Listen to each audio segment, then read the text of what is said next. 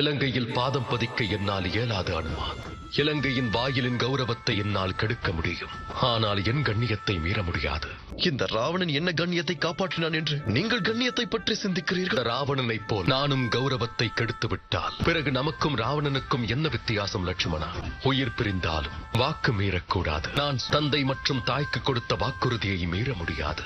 இப்பொழுதே நீ இந்த அயோத்தியை விட்டு 14 வருடங்கள் வனத்திற்கு செல்ல வேண்டும். இந்த மகன் தங்கள் விருப்பத்தை, தந்தையின் வாக்கை இரண்டையும் நிச்சயம் நிறைவேற்றுவார்.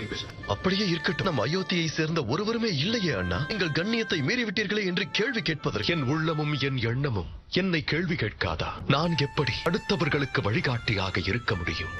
என் மீது நம்பிக்கை வைத்திருப்பவர்கள், எனக்காக உயிரை கொடுக்க துணிந்தவர்கள், அவர்களுடைய நம்பிக்கையை நான் காக்க வேண்டும் அல்லவா? நம்பிக்கையை காக்க தவறிய இந்த ராமனை உன் அண்ணி எப்படி பெருமையாக பார்ப்பாள்? கொடுத்த வாக்குறுதியை மீறுவது தவறு லட்சுமணன். அதை காப்பாற்றியே ஆக வேண்டும்.